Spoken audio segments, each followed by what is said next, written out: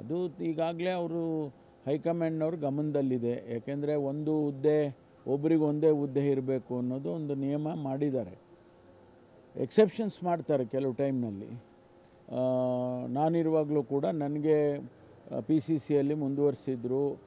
ನಾನು DCM ಇರುವಾಗ home ಕೊಟ್ಟಿದ್ದರು, ಮತ್ತು ಬೆಂಗಳೂರು ಇನ್ಚಾರ್ಜ್ ಕೊಟ್ಟಿದ್ದರು.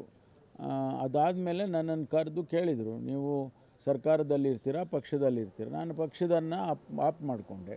ಪಕ್ಷದಲ್ಲಿರ್ತೀನಿ ಅಂತ ಹೇಳಿ, ನಾನು ಚುನಾವಣೆ ಬರ್ತಾ ಇದೆ ಪಕ್ಷದಲ್ಲಿ ಇರ್ತೀನಿ ಅಂತ ಹೇಳಿದಾಗ ಅವರು ನನ್ನಿಂದ ರಾಜೀನಾಮೆ ಪಡ್ಕೊಂಡ್ರು. ಹಾಗಾಗಿ ಯಾವುದು ತೀರ್ಮಾನ ಎಲ್ಲ ಅವ್ರಿಗೆ ಬಿಟ್ಟಿರೋದು, ಹೈಕಮಾಂಡಿಗೆ. ಎಲ್ಲ ಇರ್ತಾರೆ, ಭಾಳ ಜನ ಇದ್ದಾರೆ ಸಮರ್ಥವಾಗಿರೋರು ಪಕ್ಷದಲ್ಲಿ. ನಮ್ಮ ಪಾರ್ಟಿಯಲ್ಲಿ ಸಾಕಷ್ಟು ಜನ ಅಧ್ಯಕ್ಷರಾಗುವಷ್ಟು ಸಾಮರ್ಥ್ಯ ಇದೆ. ಅದು ಯಾರಿಗೆ ಆಯ್ಕೆ ಮಾಡ್ತಾರೆ ಅದನ್ನು ಹೈಕಮಾಂಡ್ನವ್ರು ಮಾಡ್ತಾರೆ. ಹಾಸನ ಸಮಾವೇಶದ ಹಿನ್ನೆಲೆಯಲ್ಲಿ ಇವತ್ತು KPCC ಸಭೆ ಕರೆದಿದ್ದಾರೆ ಎಲ್ಲ ಜಿಲ್ಲಾ ಉಸ್ತುವಾರಿಗಳ ಜೊತೆಗೆ.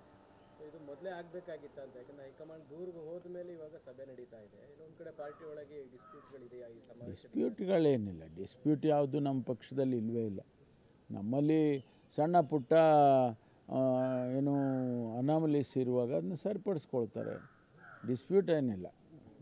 ಅವರೀಗ ಅಧ್ಯಕ್ಷರು ಅದು ಸಭೆ ಕರೆದು ಯಾವ್ಯಾವ ರೀತಿ ಮಾಡಬೇಕು ಪಕ್ಷದ ಇದರಿಂದ ವೇದಿಕೆ ಅಂತ ಹೇಳಿ ಮಾಡಿಕೊಂಡು ಅದನ್ನೆಲ್ಲ ತೀರ್ಮಾನ ಮಾಡ್ತಾರೆ. ಬಂಡೀಪುರ ರಾತ್ರಿ ಸಂಚಾರದ್ದು ಅವಕಾಶ ಮಾಡಿಕೊಡೋದೇ ನನ್ನ ಗುರಿ ಅಂತೇಳಿ ನೂತನ ಸಂಸದರು ಹೇಳಿದ್ದಾರೆ ನಿನ್ನೆ ಕ್ಷೇತ್ರದ ಕೂಡ. ನಮ್ಮ ರಾಜ್ಯದ ಸ್ಟ್ಯಾಂಡ್ ಏನು ಸರ್? ಯಾಕಂದರೆ 2009ರಿಂದ ಅದು ಬಂದ್ ಮಾಡಿದ್ದೀವಿ. ಇಲ್ಲ, ನನಗೆ ಅದು ಹೆಚ್ಚು ಮಾಹಿತಿ ಇಲ್ಲ. ಫಾರೆಸ್ಟ್ ಡಿಪಾರ್ಟ್ಮೆಂಟ್ನವರು ಆ ಸಂದರ್ಭಕ್ಕೆ ಅನುಗುಣವಾಗಿ ತೀರ್ಮಾನಗಳು ಮಾಡ್ತಾರೆ. ಒಂದೊಂದು ಸಾರಿ ಕೇರಳ ಸರ್ಕಾರದಿಂದ ಕೂಡ ಅವರು ಒಟ್ಟಾಗಿ ತೀರ್ಮಾನ ತಗೋಬೇಕಾಗ್ತದೆ. ಅದೆಲ್ಲ ನೋಡಿ ಮಾಡ್ತಾರೆ. ಇದೇನು ಎರಡೂ ಸರ್ಕಾರಗಳು ಮಾಡಬೇಕಾಗುತ್ತೆ, ಒಬ್ಬರೇ ಮಾಡಿದರೆ ಆಗೋದಿಲ್ಲ.